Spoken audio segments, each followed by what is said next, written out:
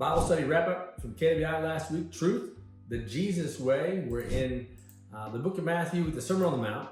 Matthew 5:33 and 37 starts, "Again, you've heard it said to our ancestors, you must not break your oath, but you must keep your oath to the Lord. But I tell you, don't even take an oath at all, either by heaven, because it is God's throne, or by earth, because it's God's footstool, or by Jerusalem, because it is the city of the great King. Do not swear by your head, because you cannot make a single hair white or black. But let your yes mean yes, and your no mean no. Anything more is from the evil one." This is awesome, I think, because it's really boiling down to what I think would be like an old American tradition, is that my handshake, is my word is my bond. That I don't need to puff up what I'm telling you with these promises, or these pinky swears, or these oaths to, LMNOP type stuff. That if I tell you yes, that it means yes. Deeper still, though, if we get into the context, I do think that the Bible is timeless, so I can still apply it now.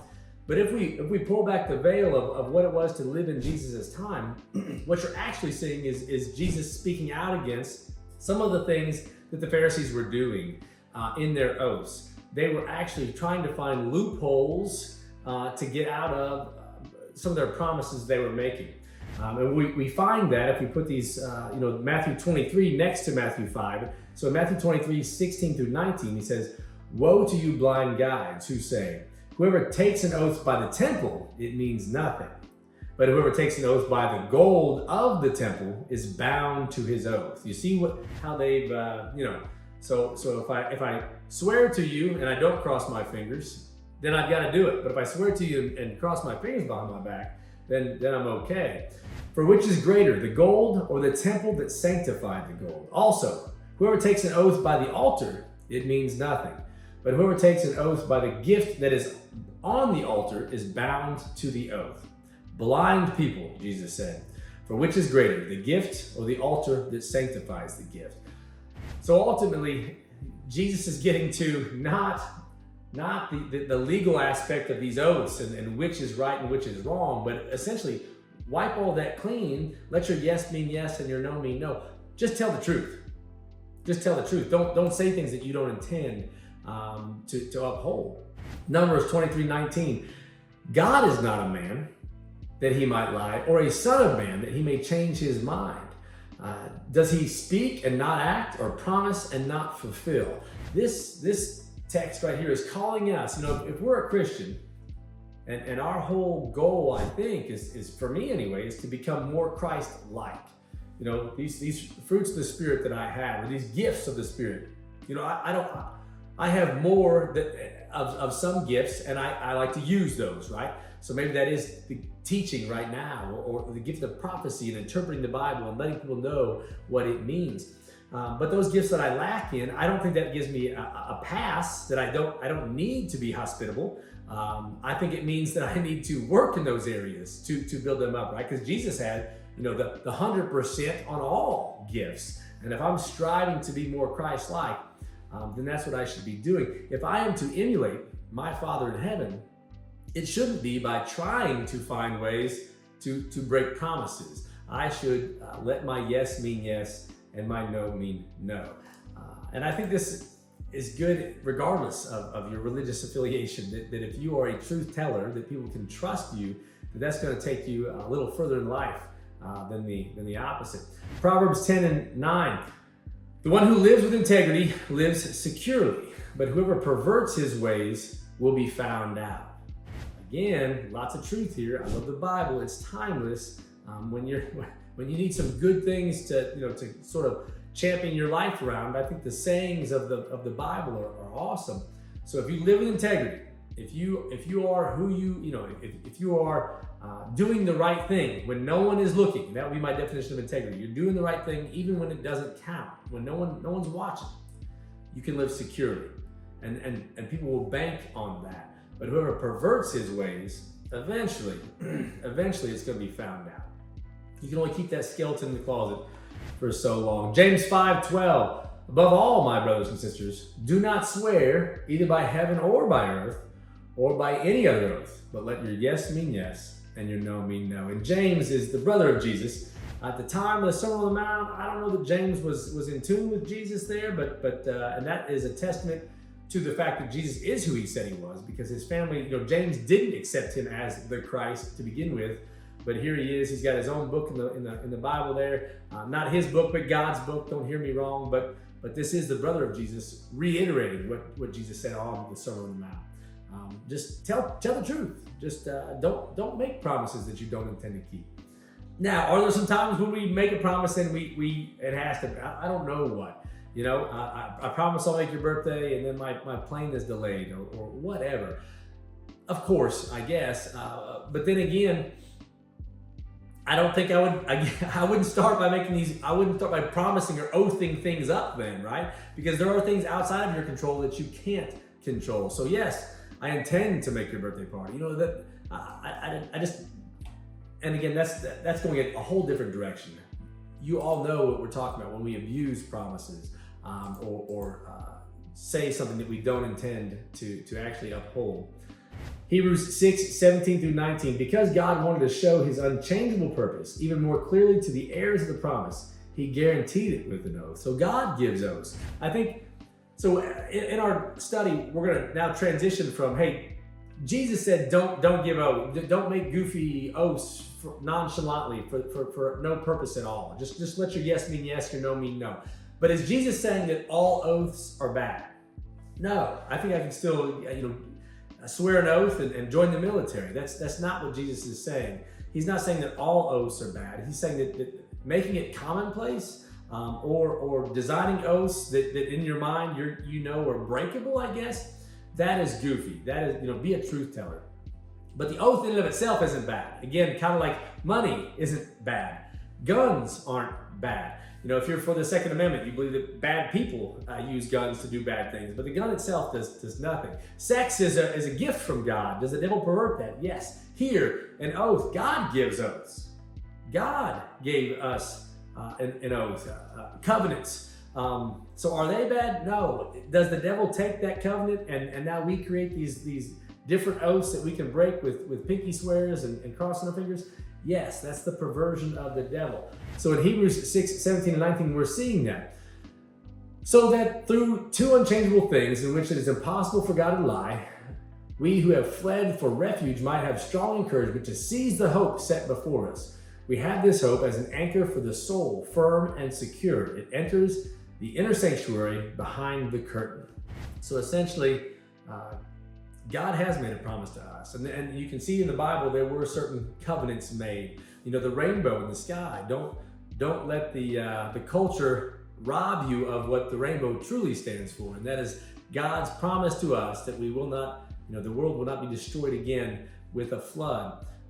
But our new covenant that we live in, the new promise now, is the blood of Jesus Christ. And that if you put your faith and trust in his son Jesus and what he has done for you on the cross, and the cross alone, not Jesus plus. We can get into some primary versus secondary issues here theology-wise, but it's not Jesus plus I have to do good works, or Jesus plus baptism saves me, but the cross alone saves. That is the new promise. If you can put your faith and trust in that 100%, then you'll be saved. So talking real quick about what being a truth teller does for you in life, I think it's going to help you across the board, but I can use a couple different examples. One, I guess, just in business dealings, in going to work, people know that if you say that you can get I can get this job done, or I can make these 100 welds in this week, that you're going to stick to your word, that you can produce what you say, that you can cash the checks that your mouth is writing, so to speak. And I think young men and women out there who are starting up families, I would say this: when you talk to your kids, there's going to be times when discipline is going to have to happen, and you're going to say something. I would caution you to never say anything that you're not willing to do. Or what I'm saying is, whatever you threaten, make sure you pull the trigger on that. So if you say, "Hey, do that one more time, or turn this car around," or if you act that way again, no iPad for a week, whatever it is, you had better deliver. Because if you don't, your children know that you have low standards and that essentially you just pay lip service to whatever. These empty threats are going to end you up in a parenting nightmare. So yes, absolutely. That may cause you to slow your roll as far as just spouting off goofy threats, which is wise anyway.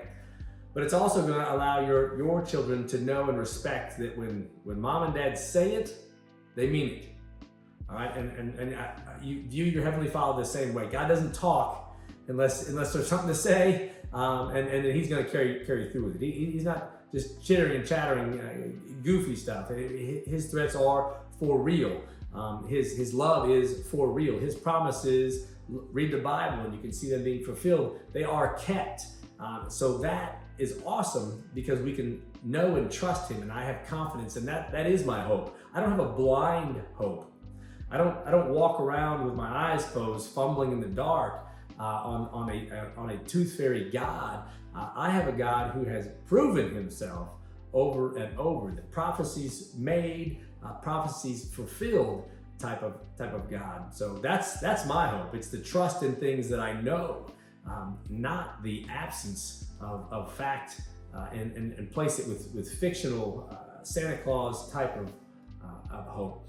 Let's wrap up real quick with the gospel here. 4 simple steps. God created us and loved us. Sin separated us from God. How do we get back to Him? His Son, Jesus Christ, who came and died for us, who shed His blood on the cross, who was actually, all of our sins were poured out on Him. He was judged in my place.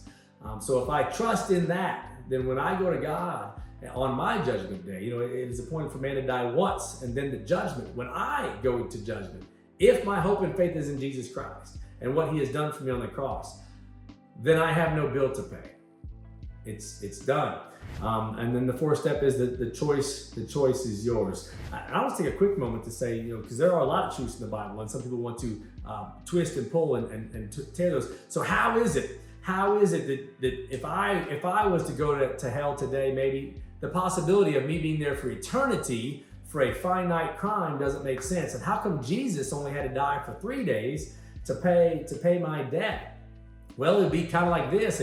If you were to throw me in jail right now for owing $1 billion, then I would probably be in there forever because I can't pay back $1 billion. And then that doesn't necessarily mean that once I'm in jail, that somehow I stop spending. For whatever reason, I keep incurring charges. Just because I end up dying and maybe possibly going to hell doesn't mean I stop sinning in hell. It's possible that I, in my stewing of hate and pride, while I'm in hell, I'm still, bubbling up this sinful nature. So yeah, eternity in hell is quite literally a possibility. So how is it that Jesus, 3 days, did Jesus know He'd only be dead for 3 days, and did that somehow make it easier for Him to sacrifice Himself? He absolutely knew He would be dead for 3 days. He predicted that. He told His disciples 3 days. That was part of it. And yes, I think it's absolutely okay for Jesus to only only die 3 days, and yet somehow atone for my sins for everything I've done. Why? Because I went to jail owing $1 billion and I can't afford that, my sin debt. Jesus could afford it. He went to jail, died 3 days, and He had the $1 billion to pay off my debt. So He got out of jail after 3 days, so to speak. This is all metaphorical here. I'm just trying to help you understand the context of how Jesus sacrificing for 3 days could atone for me for eternity of sin. Completely makes sense in God's economy. No big deal. Especially with the debt that I had. Of course I can't get out of it. That's why I need Jesus Christ. That's why it can't be my works. I can never work off this debt that I owe. And yet Jesus, completely innocent, and all the righteous credit, the money in the bank, so to speak, can pay off the world's debt. Let's wrap up. James 1:22 says, "Be doers of the word, not just hearers, lest you deceive yourself." I call it the homework verse. We talked about truth today. I would challenge you to avoid truth loopholes, like stop crossing your fingers. Come on. Don't play games with the truth or your word. Know that every time you do that, you are cheapening what it means to be you, to say things. And if our words can't be trusted, ultimately, I want to push you on this too, Christians out there. If I can't trust you, then how can you witness for God? Because if you're going to lie to me about what time you're going to show up to work, or twist things on when you're going to pay me back the $10 you owe me, then how can I possibly believe in this Jesus Christ that you talk about, or this Genesis book that explains the creation of the world? If you're the witness, if you're the ambassador of God, then please defend your witness. Make sure that you are a truth teller and that you're a good representative of Jesus Christ. John 14:6, and I love this. So if you want to talk about truth, let's talk about the truth. Jesus called himself the truth. John 14:6, I am the way, the truth, and the life. No one comes to the Father except through me. 1 John 1:8, if we claim to believe without sin, and this is another one for us as Christians, if we claim to not be sinful, we deceive ourselves and the truth is not within us. So I think we need to accept the fact that we are sinners, yes, but fight daily against that. Ask the Holy Spirit to convict you of the areas you're falling short, and essentially an easy place to start is don't say things you don't mean. Be a truth teller.